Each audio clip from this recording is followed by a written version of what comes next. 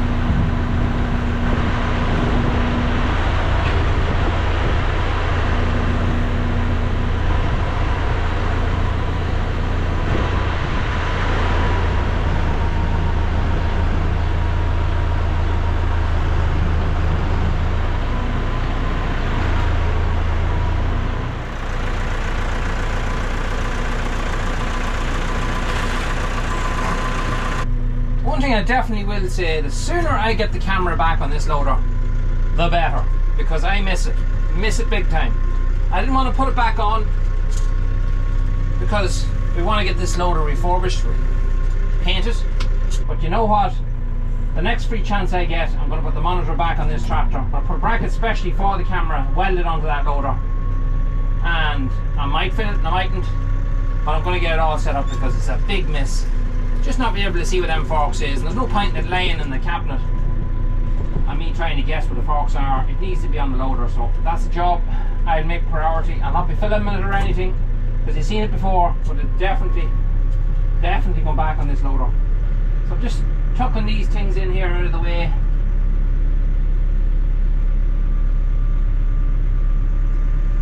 And I'll just drop that there.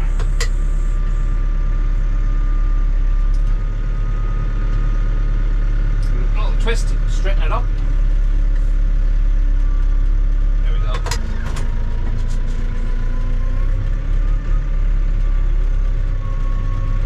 Right, we're sucking diesel.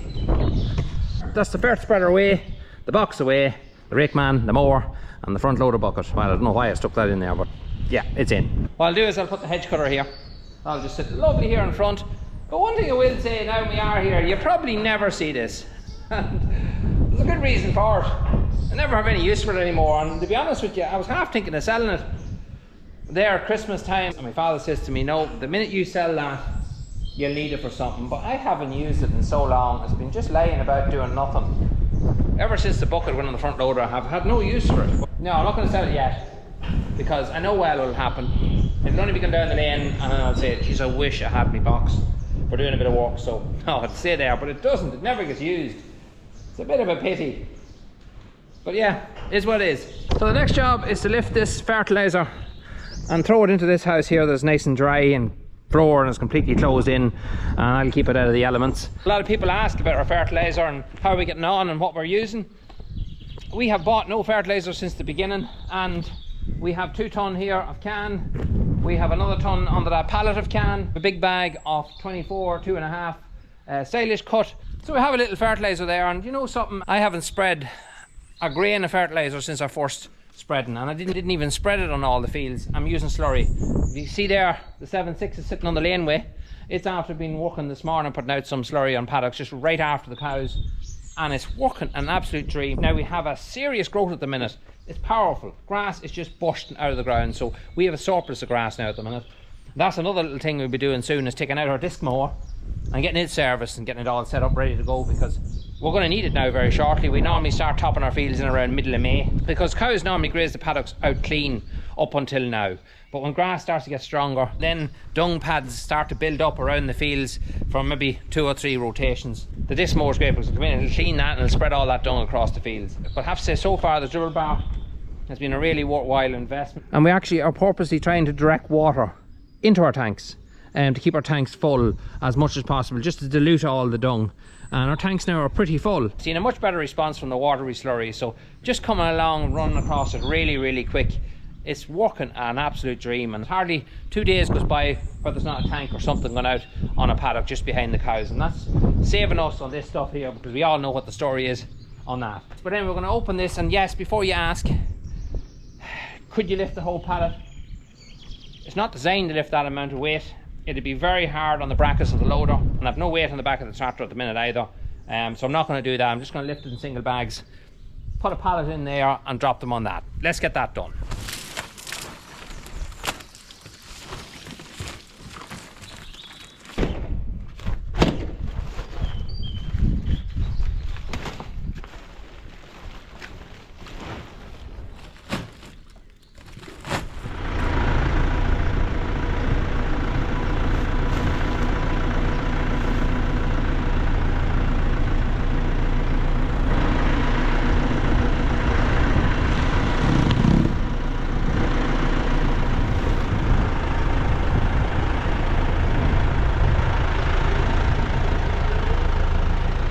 Have this fear when I pick up one of these bags that it's going to have a nick in it or something, and as soon as I pick it up, it's all going to pour out of it. That's just the price of it. You'd have nightmares about the stuff. I'm going to try to put this on the pallet as best I can. I've never done this before. Let's see, can I get it on and get the 4 of them on this pallet without it all tipping over.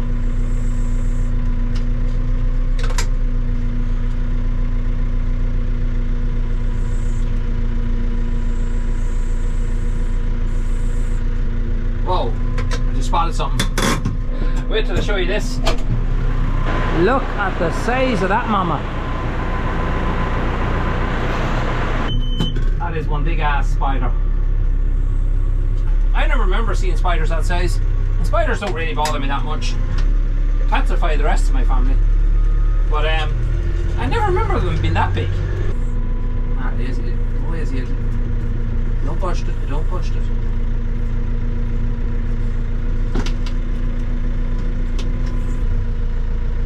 There we go.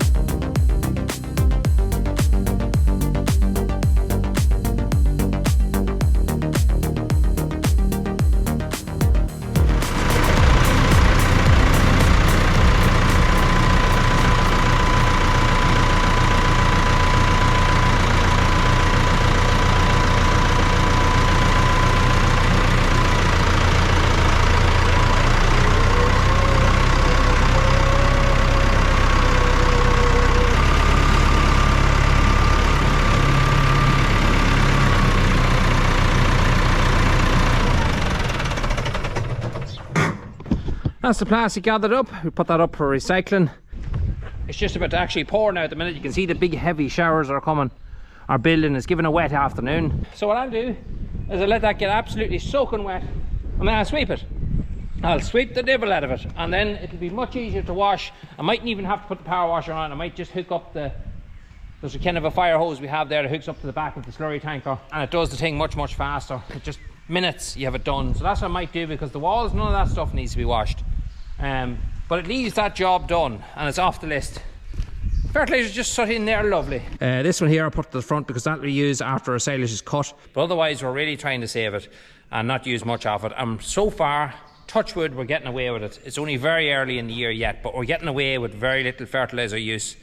And if we can cut that down, that will help us an awful lot. Another thing we have, as you probably noticed, in the background in other videos, we have a lot of silage over. A hell of a lot of silage over. You can see there on the rails, you have 1, 2, 3, 4, 5 rails. So imagine counting 5 here. 1, 2, 3, 4, 5. There to there of silage in that spot there. And the stuff is bulking up very well. Now, years ago, we used to make a big cut of silage. We used to put in an awful lot more acres and we used to fill the pit well above the rails. I quit doing that because some of them fields we were cutting were at home. And I quit cutting anything at home. So I'm cutting now far less. I'm just doing more cuts on the away farm and just keeping this all wide open for grazing. It does leave you with a first cut, which is much less than we normally would have cut. It's been like that now for the past 5 years because now our cuts just go up to the top of the walls and no more. Beforehand, as I said, would be well above the rails, but it's working for us. So we'll see what our cut is like this year. If it goes above the walls, I won't bother putting a second one in on top of it. We've done that, not last year, but the year before. Worked extremely well, and it probably works out an awful lot cheaper too. So we'll see what happens when that time comes.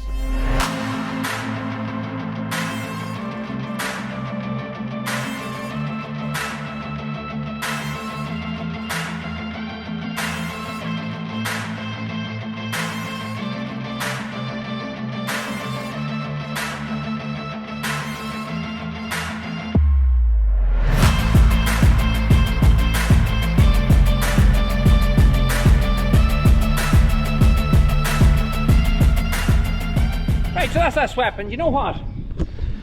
When I lift them 3 little piles or 4 piles there, that won't need to be washed because the rain that's falling at the minute and it's given very heavy thundery showers, which we're getting, and it's raining now, me in a t-shirt. Yep.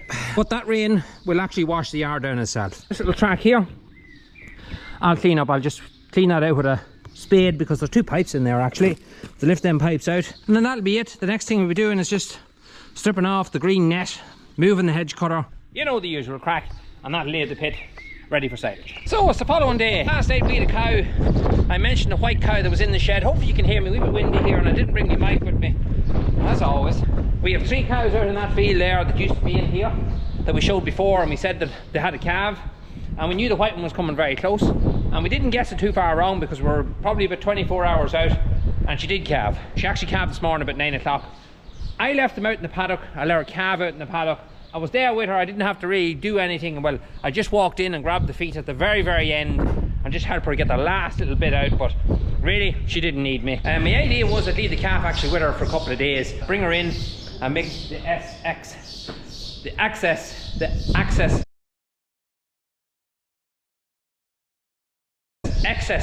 milk out of her, because she would be a cow that would have a lot of milk, and then I'd let her back out in the paddock with the calf and he could clean the rest out of her. But unfortunately that didn't work this time, because one of the other cows was out there with her. As soon as she calved, she came running over and she kept pounding her away from the calf, and she wanted to take ownership of the calf for herself, and that made it quite hard for the cow. She was being very rough, so I decided to bring the cow and the calf in.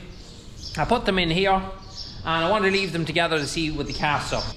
And the calf did get up, walk around her, but she was just a little bit unsettled herself, and she wasn't just letting the calf suck her. So when we get to about 5 or 6 hours, I like to see a calf have his first drink. And the more you can get into them, the better, because that first feed is really important in a calf's life. What I'm going to do is I'm going to milk her now in the milking parlour, and I'm going to feed the calf myself with a bottle. And then I'm hoping that I can put this cow out in a paddock on her own, a small little section on her own, and put the calf with her. When he gets a bit stronger, he might suck her for a few days, because she does quite a lot of milk, and it ends up giving you a really nice calf, because it's a Belgian blue, and it's not a calf we'll be keeping. It'll be going on another farm, actually a neighbouring farm, and I want to leave a nice calf. So once you let it on the cow, it's just hard to beat that natural cycle of sucking from the cow itself. So that's the kind of plan I want to do with her. I'm going to put her in the milking power now first, milk her and get that calf fed.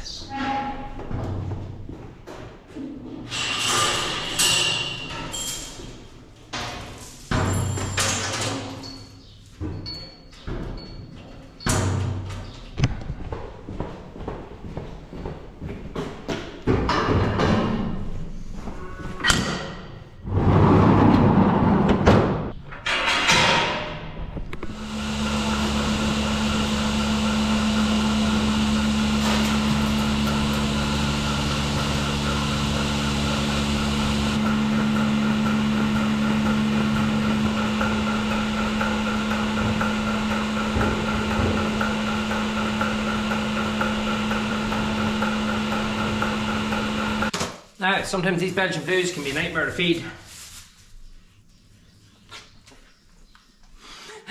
Yeah, obviously not in this case. But yeah, I do like these Belgian blues to suck the cow, because they can be an absolute nightmare to feed at times. Some of them, just a hit and miss.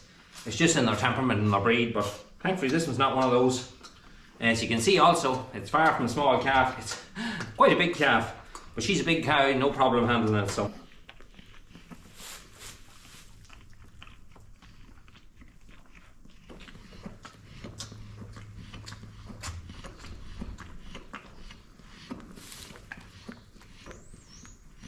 So I'll do later on this evening, I'll set her out into a paddock on her own and let this boy out with her, and leave him with her for a couple of days and see how they get on. Leaving him with the cow, it's hard to beat when you can do it. It's a little bit more work, yeah, but when you can do it, you end up with an absolute super strong, sturdy calf at the end of the day. And you can see this boy, he's mad to get out. Now, just before we end today's video, you can probably see the JF is on the back of the 54. That's for another video. We're going to be setting that all up. I need to change the oil in the bed of that mower, sharpen the blades, just give it a service over and put that yoke to work. We also have to shorten that PTO. This tractor's never been on the JF yet, so we have to shorten that PTO. So we go through all that in the next video and other stuff along with that. But one thing I do want to mention is our calves. We had a little bit of trouble with our calves. Thankfully, as you can see there now, well, the two of them, apart from these two that are sleeping, are chewing the cud, and it's lovely to see calves chewing the cud. But this time of year, it's always hard raising late calves. You'll always have more trouble than you'd have with the January or February calf. That's part of the parcel, because the sheds are warmer, but these calves have to stay in for a little while yet. They're just too young to let out, and we want them to eat plenty of meal and know that when they go out, we're not going to have to take them in again due to the fact that they're not eating enough meal or maybe getting chills and things like that, because they're a little bit too young. So they're very comfortable in here. There's still a nice airflow through this house. That's why they're in the open part of the house. What they did notice was, and it's just a bug that basically got in, these calves, along with two other heifers that are in here, over there in the corner, their manure started to turn grey. a light grey colour. Now any of you that are raising calves will have seen that. Without a doubt you'd see that coming into calves. And we noticed then that they weren't drinking as much milk as they used to. The hunger was going off them, they're eating no meal, they just had no appetite. And this grey stuff was getting looser and looser by the time. It didn't turn into a scour, but it was near enough. So how we treated them? Well, I like to share it with you guys because if I find something that works, or kind of a remedy that works for us, maybe it might help you if you're in a similar situation. If it works for you, great. If it doesn't, no harm done. But what I done with these calves was, I had to go into them, first of all, and I give them a natural yogurt. So 500 gram jars of yogurt. You can buy them there in the shop, they're dirt cheap. So I bought a good few of those, and I give them a natural yogurt each, one of those full each, with some lukewarm water just to mix it up. We also give them a little bit of a sacrolate powder. That's all that is, electrolyte, just to give them energy, because calves, when they get sick, it's not actually the sickness that kills them, it's actually the dehydration that comes along with it. That's what kills calves. So you want to make sure that you're replacing all fluids that are lost through scours and things like that. You want to make sure you're keeping the fluids up there, and calves then can naturally beat all these infections or bugs themselves. It's different if it had pneumonia or something like that, that's a different story, but bugs like this, they can overcome most of them themselves. So keeping them hydrated was the number one thing. So I give them a natural yogurt each. We had to actually go in and physically bottle it into them and make sure that they got enough. One calf at the very back, which is chewing his cud there now, we had to actually use a stomach bag just down his throat, a little pipe goes down his throat and allows the milk to go straight into the calf's stomach. Me and the girls did it in the evening time, and I did it myself in the morning. It took a long time to do, sure it did, but you have to do these things, and we did do them, and I'm glad I did do them, because after a day we could see the improvement. The following morning I done the exact same thing again. I give them another natural yogurt, and then since that, I suppose over 2 days, we give them a little bit of natural yogurt then mixed into a bigger bucket, just add it to a little bit of milk replacer, and then eventually get the milk replacer back into them and cut everything else out. And that worked an absolute treat. That got them out of it. There is another powder that I use sometimes, and it's called bactidiol. And a lot of people do ask me, if you had a problem with scours, what powder would you use? And I have used bactidiol. And a lot of men do come here and buy calves of us, and do have scours and things, and no one seems to ever have heard of that powder, and it's one I've been using for 10 years plus. You give a bit of half of it in the morning and half of it at night, and it's great for getting rid of these bugs and things. It's always worked for us. Thankfully we don't have too many scours, but when we do, that's what we give. Natural yogurt, a bit of that bactidiol maybe mixed into it, sacrolate powder, or any electrolytes. Sacrolate's just one brand I think, but any electrolyte into that as well, and that boosts them up. And I can thankfully say they're all out of it now completely. You can see they're all chewing the cud now. It affected the 2 youngest ones as well, and they're out of it as well. So you always have them little mishaps, especially this time of year when bugs are thriving now in the warmer weather, but it's over with. They don't tend to get it again. I've seen that before, and a lot of people could say it's rotavirus. It's not crypto. I've seen crypto before. I don't think I remember an episode of crypto here, but I've seen it in farms I worked on. Rotavirus is one. We did test for it, came back negative, but it would have similar symptoms than that. But it did clear up really fast. Just, it got in somewhere along the line. It may come in on someone's feet or whatever. It just made its way in. But thankfully, good ending. So that's it for me. We'll talk to you soon.